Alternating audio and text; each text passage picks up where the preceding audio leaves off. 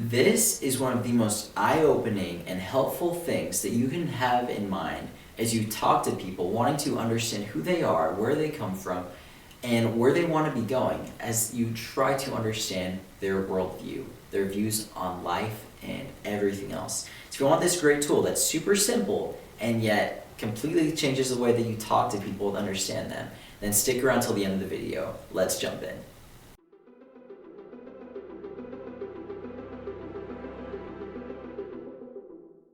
Hey friends, I am Ash Leatherwood, your friendly neighborhood apologist, and in this video we are talking about the concept of a meta-narrative. Now that sounds like a super complex term, but a meta-narrative basically is an all-encompassing story to which one associates themselves.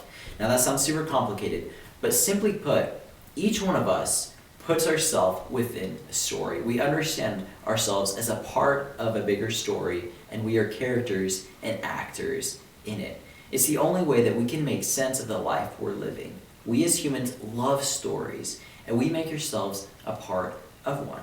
A story that talks about where we come from, a story that talks about who we are and the kind of life that we're living, and a story that tells us where we're headed in our life and what's the point of it all. What is the good life? As humans, we make sense of stuff through stories. As teachers, we tell stories so that we can understand something. As students, we love to hear stories that help lessons stick with us. From the beginning, humans have used stories to teach important lessons. And it's through stories that we learn about the human experience. That's why history is so important, because we learn about the collective experiences of the humans that go before us, that have lived lives before us, the lessons they've learned. And that's what tells us about who we are and about where we're going. Now, everyone has a meta-narrative that they associate themselves to, and this is going to be closely tied to worldview, which is something that we've talked about lately. You can see in one of my last videos. But every single person has a story to which they associate themselves. Now, you will do much better and understand people in a much deeper way if you understand this. The person that I'm talking to has a meta-narrative that they associate themselves to. They have a story that's all-encompassing to every aspect of their life, which helps them make sense of their life. So in having conversations with people, your goal should be to hear the story so that you can understand their experience and the way they understand themselves and their place in the world. What part do they play in this story? What is the story that they're a part of? What does that tell us about the life they're trying to live and they want to live and the things that they value? So ways that you can dive into this, it's going to be asking about, where do they come from? What's their experience? Ask them about what are things that are important to them about where they come from, their experience, their background, their family, the place they grew up. Ask them about where they want to go in life. What is their goal in life? Ask them about what is the good life. All these things are going to tell you a little bit more about their experience, about their goals, and both these points give you a line in between that's going to be the story. But that's not the whole story. The story starts before them and continues after them. Your goal is to understand the place that they play in their story and this little middle ground that they play. Now, as a Christian, my part of the story is very brief considering the whole story. The whole story starts with God creating all humans. He created everything, and He created humans specifically to be in perfect relationship with Him. However, humans rebelled against God because we wanted to do life our own way. We wanted to be the king of our own lives. And so we rebel against the King of creation, which leaves us guilty before Him, having committed mutiny, treason. And if nothing changes, we'll remain separated from God, subject to His wrath forever. And that's what's resulted in all the brokenness and hurt that we see in the world today. We're not living in the world that God designed. We're not fulfilling the design with which He created us to do. The fulfillment of our hearts is found in the presence of God, living in perfect relationship with each other. And instead, we're separated from God and turned against one another. Now, there's nothing we can do to get back to God. That's the story, that we're in this spot that is between a rock and a hard place. There's nowhere for us to turn. Even when we try to get back to God, we can't, because we are imperfect. No matter how much good we do, we can never come back into relationship with a perfect God. So that's why He must intervene and do something for us. Now the story goes that that's why God comes to earth. He takes on human flesh as Jesus, who lives a perfect life, something we didn't do. He dies on a cross to pay the price for our sin. He takes the wrath and the judgment that we deserve, and he takes it on himself. And in this way, God remains perfectly just, requiring a payment for our crimes, and perfectly loving, because he takes the payment on himself. He's like a judge who steps down from the judgment seat and pays the fine in full for me, who can't pay it.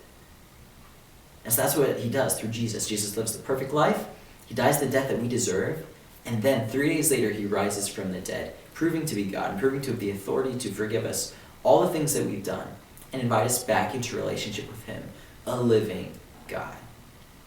Now that's where we're at in the story, in my life. He's already done this, and he's inviting us into this life with him. Now, I made lots of mistakes, I messed up, but at some point in my life, I realized that if this is true, that's what I want. This is the only story that makes sense of my desires to be better than I am, and also provides full hope that I can be better than I am, and I can be brought back into relationship with a perfect God. Other worldviews might have imperfect gods that I can come back to on my own. I can just do good things and get there, but not a perfect God. A perfect God I could never approach, and that's why he must approach me. And that's why this story gives me hope, because only in Christianity does God take the initiative and pay the price so that we can come back into relationship with him. And so that's what I did. And what's left of the story after me, what's left is that one day God's going to return and set all things right and return creation to its perfect state. But he's waiting so that everybody can come to a chance where they can choose either to turn to him and enter back into relationship with him or reject him. He's waiting so that more have the chance to hear. And that's why I, as a believer, I'm still here. God isn't taking me to heaven to be with him right now. There's still a task to be finished. And that's to share the gospel, share this story with more people so they can hear what God has done and enter this relationship with him. So someone who's given my life to Jesus, that's the point in my life now. To tell more people this greatest story ever told, their place in it, so they can hear and believe and enter a relationship with this living God and continue to share this story to the ends of the earth. That's my meta-narrative. That's how it starts, that's how it ends, and that's the place that I play in the middle. And that's the greatest story ever told. So you can see that just asking me about my meta-narrative would give you a lot more insight into the way that I view and understand the world and my place in it. So as you talk to people, no matter what worldview you come from, as you talk to people, understand that they have a meta-narrative, an all-encompassing story that helps them make sense of the world and their place in it. And your goal in the conversation should be to hear this story and to understand the way this person experiences the world and understands their place in it as an actor within that story. That's my story. What's your story? Ask those questions, hear more stories, hear where people are coming from. And if you're a Christian like me, then tell them the greatest story ever told. Tell them the gospel of how God became man to reach us, died on a cross and resurrected from the dead so that we can have a relationship with him forever in paradise. Share that story to the ends of the earth. And one day he's going to be back and we're going to all be with him forever if we have confessed that Jesus is Lord and believe in our hearts that he lived the perfect life, died on the cross for our sin, and rose from the grave. So ask about meta-narratives. That's really simple, but it's going to shape the way that you have these conversations. If you found this video helpful, then please like, subscribe, and share for more content just like this, to have more intentional conversations with your neighbors. But having said that, thanks for watching, and I will see you guys next time.